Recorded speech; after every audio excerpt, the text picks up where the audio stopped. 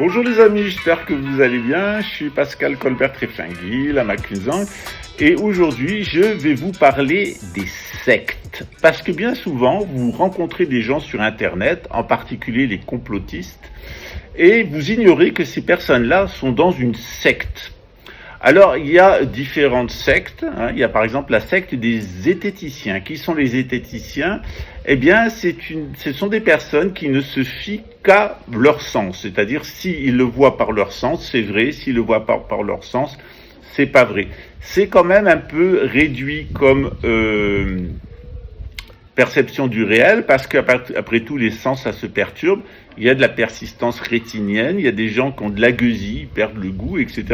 Donc c'est un peu limité comme moyen d'investigation. C'est pour ça que dans le bouddhisme, on a un moyen d'investigation qui est extrasensoriel, qui se fie sur le sixième sens, c'est-à-dire le sens interne. Voilà, il y a des gens qui ne savent pas qu'il y a un sixième sens. Alors comment voulez-vous que ces gens-là arrivent à produire une quelconque intellectualité ? C'est comme quelqu'un qui vivrait en 2 dimensions et qui ignore qu'il y a la 3e dimension.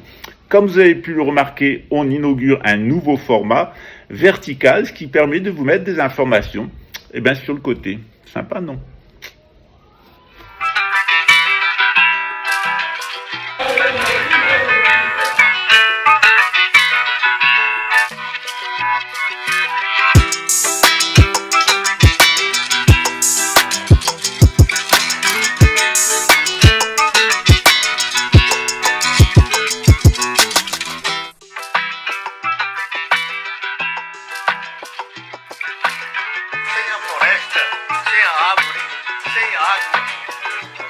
Suchihi Pahunuka Mayura, Suchihi Pahunuka Mayura. Meu foco é na missão, vou chegar. Meu foco é na missão, vou chegar. Suchihi Pahunu Shuhan, Shuhan, Suchihi Pahunu Shuhan. Meu foco é na missão do amanhã. Meu foco é na missão do amanhã.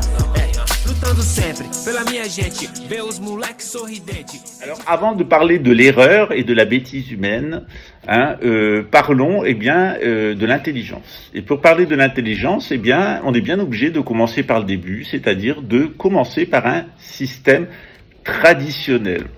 Si vous êtes conscient de ce qui vous arrive, si vous n'êtes pas complètement au ras des pâquerettes, observez ce qu'il y a dans le tableau à côté. Vous allez voir que, à l'intérieur de nous, il y a de la vitalité, on est en vie. Et à l'intérieur de nous, il y a de la mémoire. Un être humain, il se caractérise parce qu'il est en vie et parce qu'il a de la mémoire. Un être humain qui n'a pas de mémoire et un être humain qui n'est pas en vie, c'est un petit peu fâché pour mener une investigation. Quand on a compris ça, on s'interroge sur notre corps. Qu'est-ce qu'on s'aperçoit de notre corps ? Il remplit un espace, l'espace de notre corps. On s'aperçoit qu'à l'intérieur, on respire, on s'aperçoit qu'il y a de la chaleur à l'intérieur de notre corps, on s'aperçoit de l'eau, et puis on s'aperçoit qu'il y a de la matière, c'est dur. Voilà, il y a des os, etc. Donc, si on est un petit peu intelligent, on s'aperçoit qu'il y a 5 éléments qui sont présents dans notre corps. L'espace de notre corps, l'air qui circule à l'intérieur de notre corps, le feu qui permet notamment la digestion, parce qu'on n'est pas des animaux à sang froid. Et puis, il y a l'eau qui nous permet d'avoir des échanges à l'intérieur de notre corps, que ce soit la lymphe, l'urine et les différents fluides corporels, et évidemment notre corps physique en lui-même, mais c'est quand même pas grand-chose par rapport à la quantité d'air que vous allez consommer au cours de votre vie, par rapport à l'espace. Consommer beaucoup d'espace dans votre vie. Vous allez consommer beaucoup d'air, un peu moins de chaleur, encore un peu moins d'eau, même si notre corps est composé à 75% d'eau, et encore moins de choses véritablement matérielles. D'ailleurs, tous les atomes de notre corps, si on les mettait les uns à côté des autres, ils tiendraient sur la tête d'une épingle. Vous voyez comme quoi il faut aller au-delà des illusions. Et évidemment, on a une conscience. Alors, dans le monde traditionnel, la conscience, on pense pas qu'elle est autonome, on pense qu'elle est animée. Et elle est animée par quoi ? Elle est animée par son environnement, à travers nos 5 sens et notre sens interne. Nous sommes animés. Nous sommes animés par quoi ? Ça dépend comment on présente les choses. Si on présente les choses d'un point de vue psychologique, eh bien, on peut dire qu'on a des pensées et des émotions. Si on présente les choses d'un point de vue religieux, eh bien, on s'aperçoit qu'on rentre dans la théologie. Et puis, si on s'intéresse à l'astrologie, eh bien, on va s'apercevoir qu'il y a un domaine métaphysique. Donc, vous le voyez sur le tableau à côté, dans toutes les traditions spirituelles, notamment c'est ce qu'a fait saint Paul dans le christianisme, on considère qu'il y a le domaine de l'esprit, qui est le domaine métaphysique, et qu'on peut en sortir. C'est ça, la libération ultime. On considère qu'il y a un domaine, eh bien, de l'âme, que cette âme, elle est mortelle, elle est animée, elle n'est pas animante. Et on a un corps qui est animé par la vie et par des mémoires. Ce qui est du domaine de la vie et de la mémoire, eh bien, c'est ce qu'on appelle le domaine infraphysique ou préternaturel. Vous voyez, le tableau, il est simple et on fonctionne comme ça de toute éternité depuis que les êtres humains laissent des témoignages écrits ou picturaux derrière eux. Et pourtant, eh bien, à partir de la tradition grecque, ou plutôt à partir de sa décomposition d'un point de vue social, d'un point de vue traditionnel, va naître, eh bien, une première hérésie, une première folie, qui est le matérialisme. Et on va voir maintenant quelle est la vision matérialiste. La première vision que je vous ai donnée, la vision de saint Paul, c'est ce qu'on appelle la vision cléricale, celle de ceux qui savent, et qui ont donc la science, qu'on appelle la gnose, et qui mettent en œuvre des moyens techniques qu'on appelle magdim, qui a donné le mot magie. Ce monde-là constitue le monde de l'homo magus. Par contre, il y a un autre homme qu'on peut appeler l'homo faber. Je sais que ça fait rire dans certains milieux qu'il y a un homo magus et un homo faber, surtout Christian Kiefer, quand il a retrouvé ça dans mes livres, il a fait « Oh, on ne comprend rien là !» Ben, c'est normal, t'es con. Quand on est con, on est con. Qu'on ait 20 ans, qu'on soit grand-père, quand on est con, on est con. Et la vision profane, c'était vraiment une vision d'ignorant. C'est la vision de la laïcité, c'est une vision d'antignose qui a donné la science, et c'est une vision même que le Bouddha qualifie de nescience, c'est-à-dire une fausse science. Dans cette vision, vous la voyez ici sur l'écran, eh bien, vous avez la matière. Il considère que la matière, c'est le seul réel. Et puis cette matière, notre esprit va l'étudier d'un point de vue rationnel, et d'un point de vue rationnel, on va compter le nombre d'éléments physiques, le nombre d'éléments chimiques, le nombre d'éléments biologiques, le nombre d'éléments atomiques, le nombre d'éléments subatomiques. C'est la science rationnelle qui est tournée vers la matière, qui est une illusion dans les traditions, mais une réalité dans le monde moderne, donc qui se tourne vers le corps. Puis il y a un autre esprit, qui est l'esprit irrationnel, qui est dirigé vers l'âme. Alors Descartes nous dit que l'âme est éternelle et qu'elle est présente dans la pituitaire. Dans toutes les traditions spirituelles, on nous disait qu'elle était présente dans le cœur. Alors cette âme éternelle, soi-disant, eh bien, elle vit un cycle en boucle. Elle est enfermée dans le monde grossier et le monde subtil, et elle va tourner en boucle, en permanence. Soit elle va évoluer, soit elle va involuer, soit elle va progresser, soit elle va régresser. C'est toutes les théories réincarnationnistes de l'âme immortelle. Alors bien entendu, les premières âmes immortelles que rencontrent les gens qui vont complètement dans l'irrationnel, dans le spiritualisme, c'est les défunts.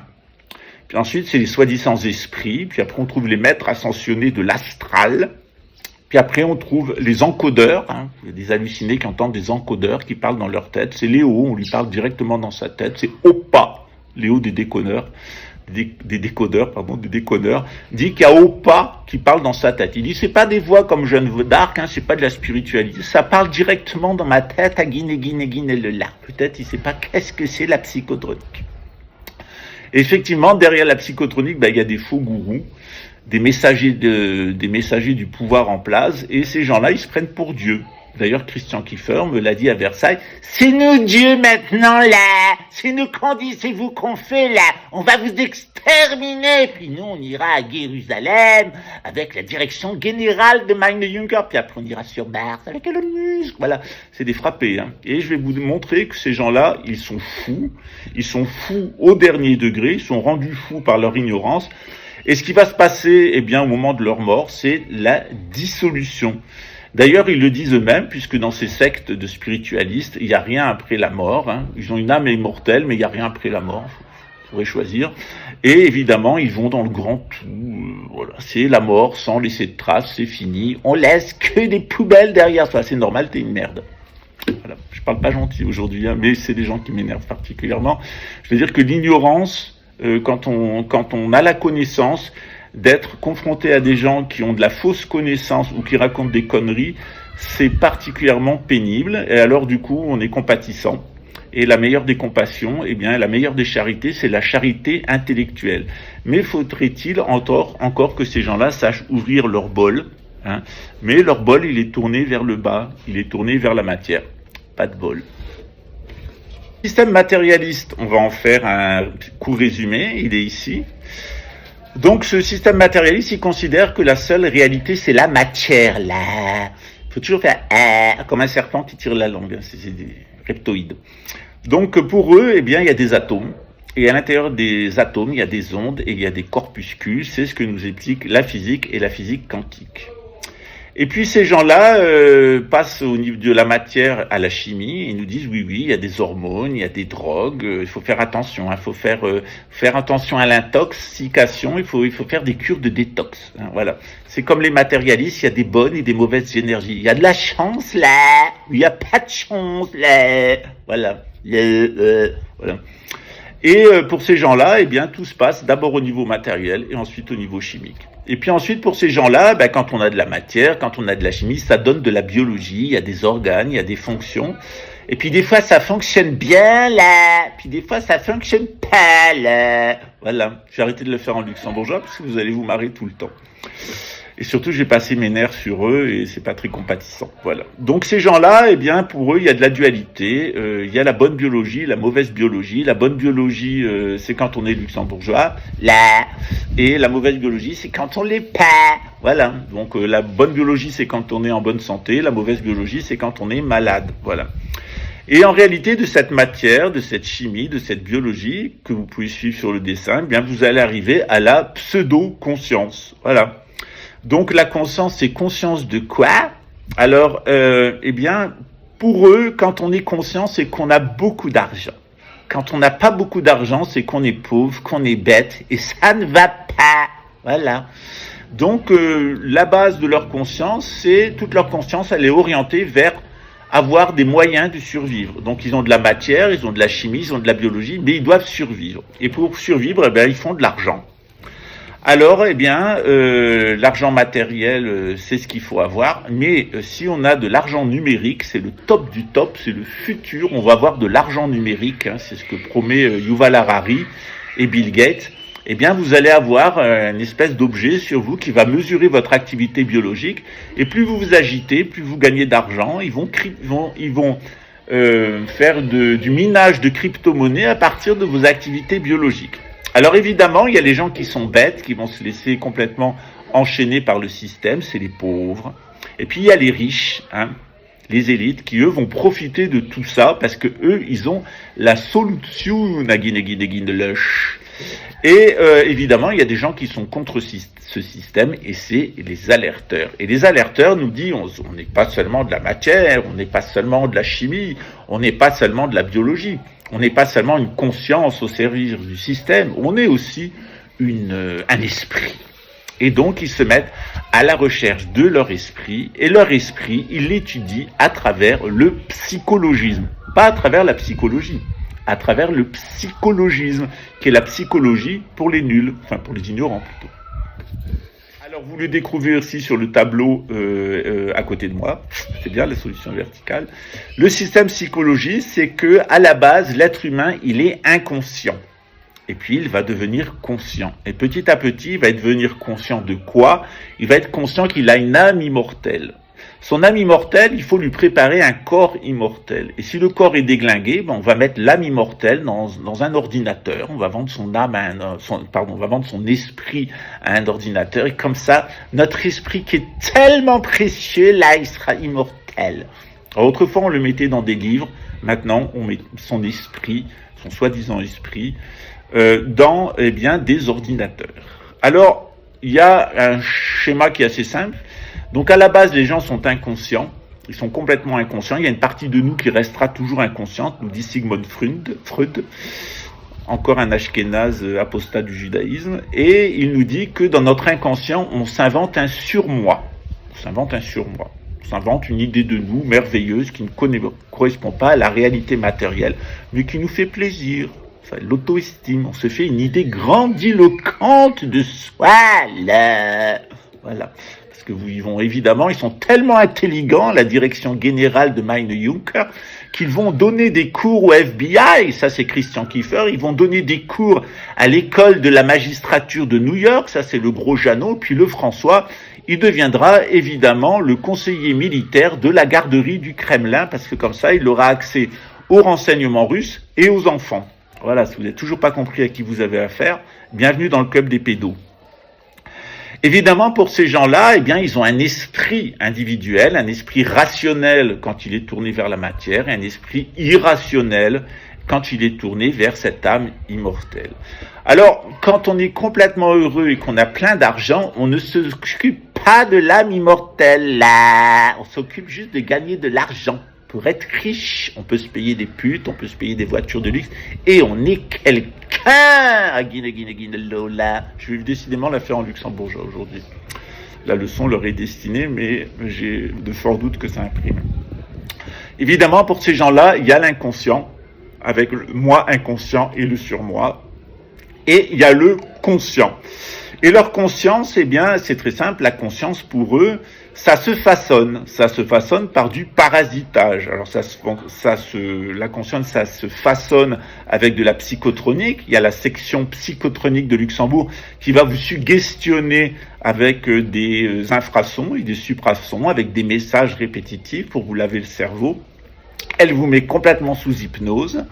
Et de cette hypnose, vous allez imaginer qu'il y a des encodeurs là, qui sont là pour veiller sur vous. Voilà. Alors ça c'est pour les matérialistes. Pour les matérialistes, la conscience, ça se façonne pour être exactement dans le moule de la société. Je vous invite à lire mon nouveau livre, Luxembourg de la monarchie à l'ignominie, et vous allez voir comment, à la police grand-ducale, là, Meine Juncker, on a imaginé des psychotypes qu'on devait adapter. Parce que si on n'adapte pas les psychotypes qui a décidé la police grand-ducale pour faire diminuer la criminalité en français, eh bien ça ne va pas. C'est-à-dire que vous allez aller à Shrastich en prison où vous allez devoir quitter le pays. Mais si vous vous soumettez à tous leurs ordres, eh bien ils vont vous récompenser. Puis de temps en temps, ils vont vous tester pour voir si ça va là, si ça tient ou si ça tient pas leur hypnose. Alors ça, c'est chez les matérialistes et les matérialistes technologiques. C'est c'est Zbigniew Brzezinski vers une nouvelle ère technotronique où il nous explique qu'on va avoir des moutons sous intelligence artificielle qui vont obéir comme des robots. L'esclavage permanent de l'intérieur dont on se doutera même pas. Voilà. Chez les spiritualistes, eh bien, c'est pas les encodeurs, c'est pas l'hypnose, c'est pas la psychotronique luxembourgeoise, c'est les esprits qui agissent sur leur conscience. C'est les esprits des défunts, c'est les maîtres ascensionnés, c'est le grand tout, et puis c'est le divin.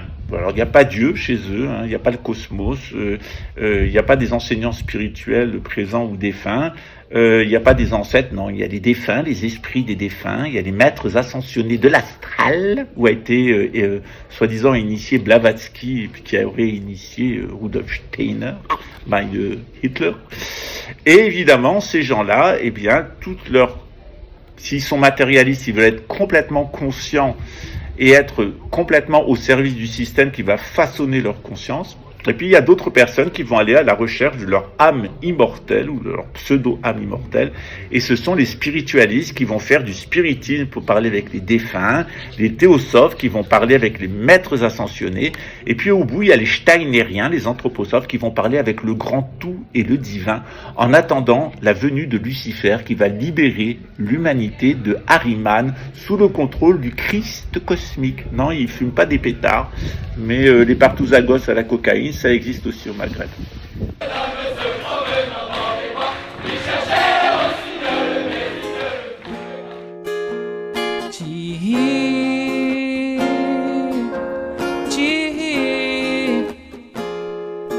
Força da natureza, olha quanta beleza que há em ti.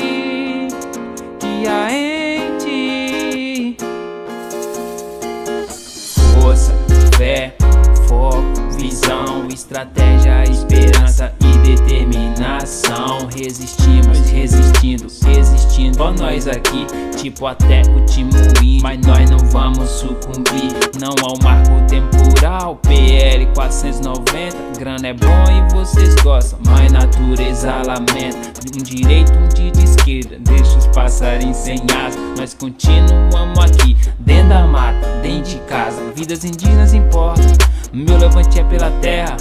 Nós estamos na batalha, queremos vencer a guerra. No Ante, Apuangue, no Ante, força, Apuangue, esperança,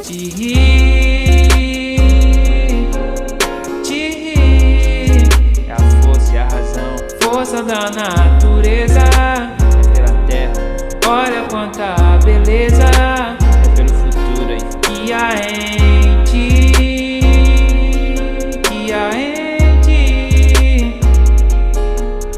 oh, muita fé, vamos aí. KF, Isaac na voz. Vous arrivez au système spiritualiste qui est représenté, et dans ce système spiritualiste, eh bien, vous allez trouver une âme immortelle qui tourne en boucle. Elle tourne en boucle dans le monde, dans l'univers, et c'est elle qui crée sa propre réalité. Elle n'est plus anima, âme, elle est animus, c'est-à-dire qu'elle est devenue créatrice. C'est la pensée créatoche, aguinoloche. Et évidemment, eh bien, de temps en temps, on va progresser, on est beaucoup plus capable de mettre les autres sous hypnose et de modifier la réalité matérielle, ou de temps en temps, on régresse. On est complètement sous hypnose des autres et on n'arrive plus à gérer sa vie matérielle. Puis au final, quand on meurt, c'est la dissolution dans le grand tout. Hein, si on est, y a rien, si on est matérialiste, mais c'est dans le divin si on est spiritualiste. Alors dans ce système-là, absolument effrayant d'imbécilité, qui est d'une ignorance crasse, qui ne mène absolument à rien sauf eh bien, au transhumanisme et à la transsexualité, il y a un certain nombre de personnages qui se distinguent. Alors vous savez, il y a une personne qui dit tout le temps que je suis en train de le harceler, et je réserve mes commentaires sur cette personne-là à une étude complète qui va durer environ 2h30, qui est réalisée par Christophe Houplon, et qui interviewe toutes les personnes qui ont été insultées publiquement, agressées, menacées, l'objet de plaintes, et l'objet de harcèlement de la part